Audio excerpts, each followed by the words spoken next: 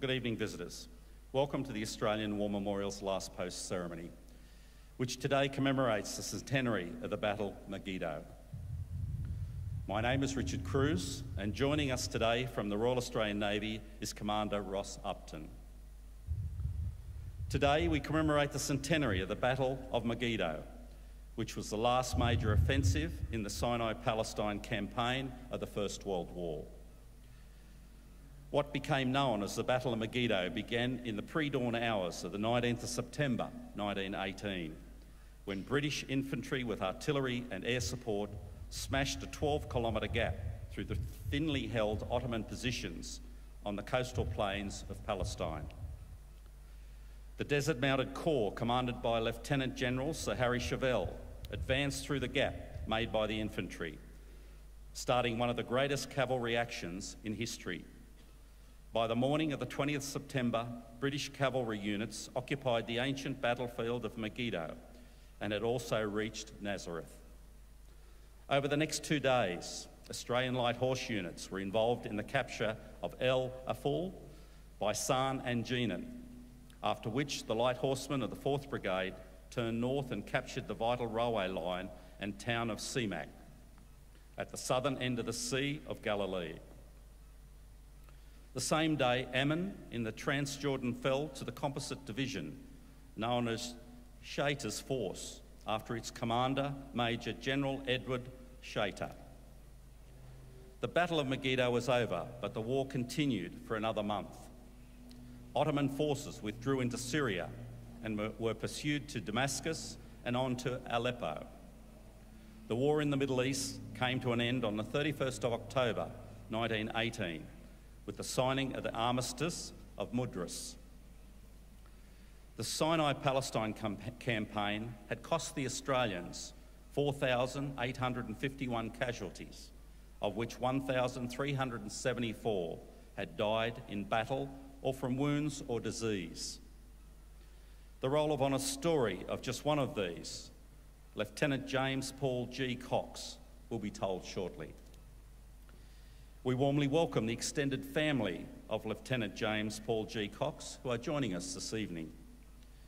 We're honoured to acknowledge Mr. John King, President, ACT Return and Services League of Australia. We warmly welcome members of the Royal Flying Doctor Service delegation, including the Chief Executive Officer, Mr. Martin Laverty. We welcome the veterans who have served, those that are still serving, and the families that love and support them. We also welcome members of Bondi Junction Waverley RSL Sub-Branch and Waverley Senior Centre. We acknowledge the members of RSL and Services Clubs Association, RSL Victoria and RSL Queensland, who are watching the broadcast of this ceremony across Australia. During this evening's ceremony, wreaths will be laid at the base of the Pool of Reflection by family, visitors and students on behalf of the following schools. From New South Wales, MacKillop College, Port Macquarie, and from Queensland, St Columba's Primary School, Wilston. Australia's Federation Guard is a tri-service ceremonial unit of the Australian Defence Force. They provide a ceremonial presence at civil and military events and during visits to Australia by foreign dignitaries. The Guard will now dismount the catapult party from the tomb of the unknown Australian soldier.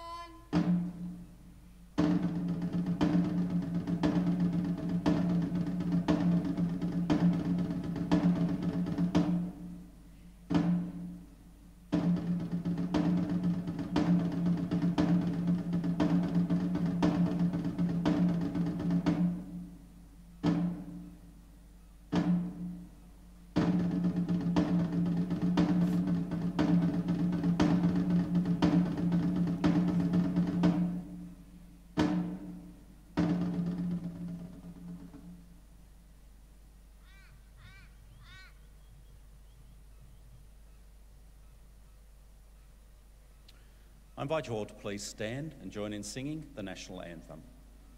Catapult party, attention! Catapult party, present arms!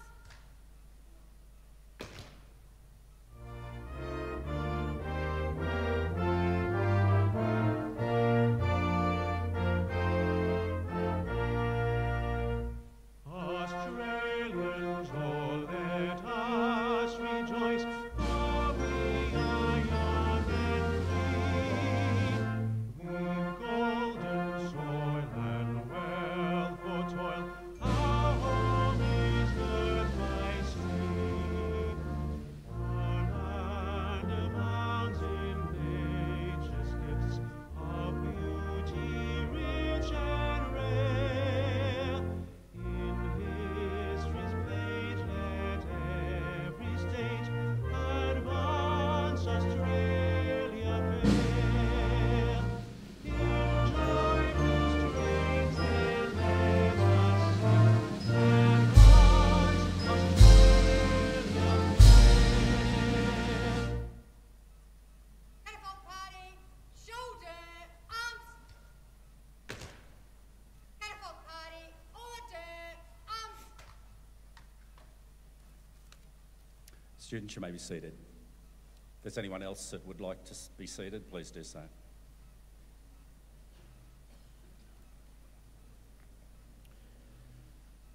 The Australian War Memorial was the vision of Charles Bean, Australia's First World War official historian. Bean landed with the Australian troops on Gallipoli and stayed with them at the front through to the end of the war.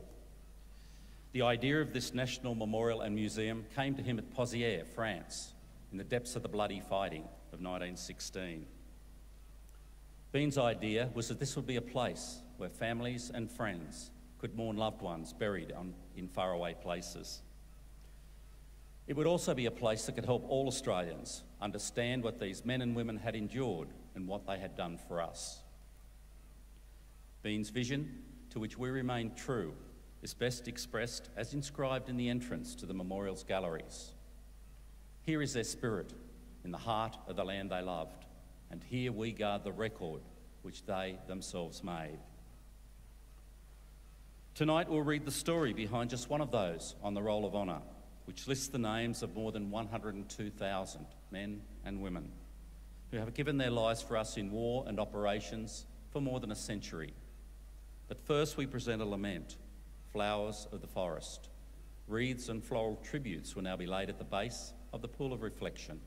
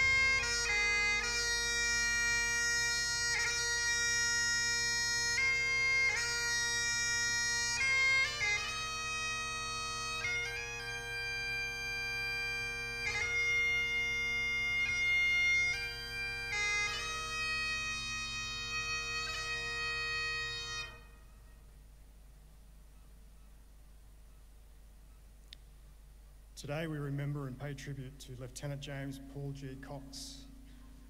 James Cox was born on the 11th of August 1888 in the Sydney suburb of Pyrmont, the son of James and Eliza Cox. First educated at Kegworth Preparatory School and then Sydney Grammar School, he went on to continue his education, studying dentistry. He also served for 2 years with the New South Wales Lancers Sydney Squadron.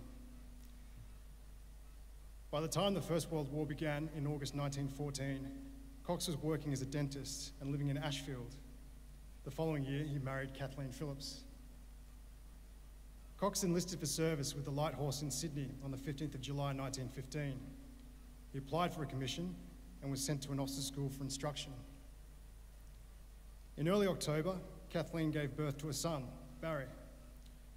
Cox spent his off-duty hours with his wife and son as the demands of training allowed. On the 1st of December, he was commissioned with the rank of second lieutenant. 6 days after joining his wife for the baptism of their son, on the 11th of March, he embarked from Sydney with reinforcements to the 7th Light Horse Regiment bound for Egypt. Cox spent several months training in Egypt before being taken on strength of the 7th Light Horse Regiment. At this stage of the war, there was a surplus of light horse reinforcements, and Cox was seconded to the 2nd Light Horse Training Regiment as an instructor. He was promoted to lieutenant in late October. In mid-November, Cox was hospitalised with eczema. Such was the severity of this case, it took him until early January 1917 to recover and be fit for duty. On the 19th of February, Cox was posted to the Imperial Camel Brigade and joined the 1st Battalion, which consisted of Australian and New Zealand soldiers. He saw his first major actions in April and May when his unit took part in 2 disastrous attempts to capture Gaza. After suffering a further reverse during an attack on the Sanna Redoubt in August, the battalions of the Imperial Camel Brigade were withdrawn for arrest. Cox and his battalion next took part in the 3rd Battle of Gaza in late October, supporting the British infantry attack towards Beersheba. The town was captured that evening when a hastily organised mounted attack by the 4th Light Horse Brigade captured the town. With their flank now turned, the Ottoman forces began withdrawing. By December, the British and Dominion troops had advanced to Damascus and occupied the ancient city. In March and April 1918, the Imperial Camel Brigade took part in 2 attacks across the Jordan River, both of which failed after meeting strong opposition. Following these battles, it was realised that the type of terrain that the force were about to move into was considered more suitable for horses. As the camels were considered too slow, the Imperial Camel Brigade was broken up and the bulk of Australian troops formed the 5th Light Horse Brigade. On the 1st of July 1918, Cox joined the newly raised 14th Light Horse Regiment at Surafend. He became a troop commander in A Squadron and was led by his friend and Camel Brigade comrade, Major Oliver Hogue of Trooper Blue Gum fame. By the end of the month, the regiment had moved to Jaffa and was training in earnest for what would become known as the Battle of Megiddo. 3 days before the offensive, A Squadron was attached for special duties with the British 60th Division. In the early hours of the 19th of September, the sky was rent by the sound of massed artillery firing on the Ottoman front lines. Soon after, the British infantry advanced and smashed a 12-kilometre gap in the Ottoman line.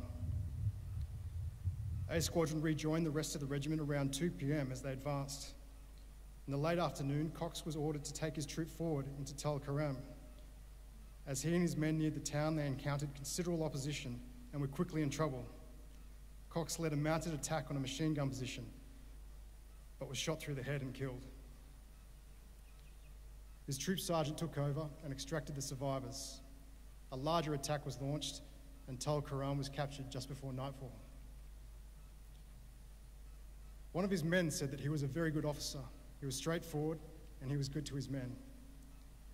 Another of his men stated, "In our opinion, he richly deserved a decoration. He was highly respected by all, and we thought the world of him for the way he always watched our interests." Cox was buried the following morning north of Tel Karam, and his gravesite was noted on a map. Sadly, after the war had ended, graves registration was unable to locate his remains. His name was added to the Jerusalem Memorial in the Jerusalem War Cemetery, along with other missing members of the Egyptian Expeditionary Force. He was 30 years old. Kathleen suffered a further devastating loss when in April 1942, her son, Flight Lieutenant Barry Cox, who was serving with the No. 75 Squadron, Royal Australian Air Force, was shot down and killed while intercepting Japanese bombers and Zero fighters near Port Moresby. He was 26 years old. James Cox's name is listed on the Roll of Honour on my right, among almost 62,000 Australians who died while serving in the First World War. This evening, an image of Cox, who is the central figure, is displayed beside the pool of reflection. This is but one of the many stories of service and sacrifice told here at the Australian War Memorial. We now remember Lieutenant James Paul G. Cox, who gave his life for us, for our freedoms, and in the hope of a better world.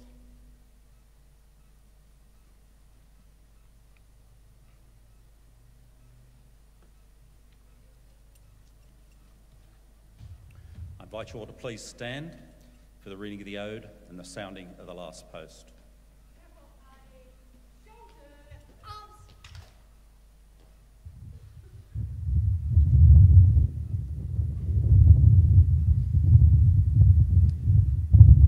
They shall grow not old, as we that are left grow old. Age shall not weary them, nor the years condemn.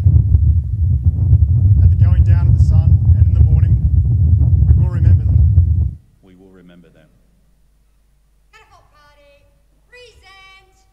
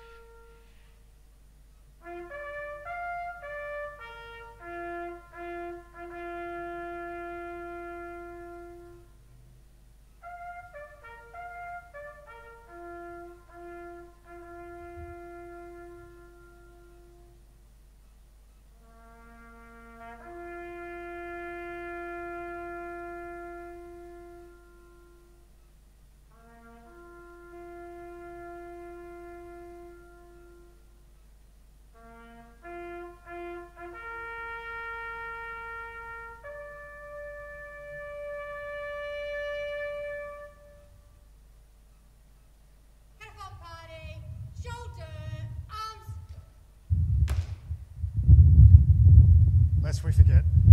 Lest we forget.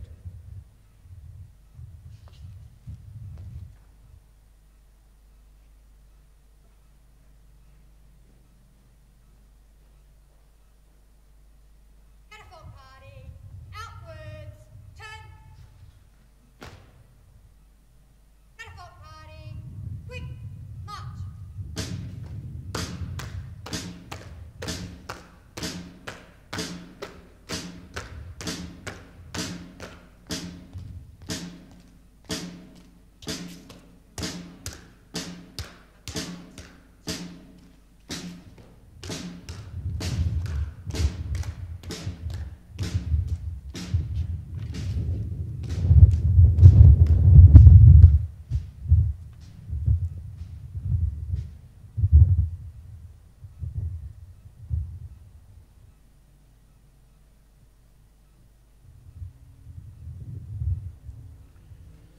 We leave you this evening with the words of the memorial's founder, Charles Bean.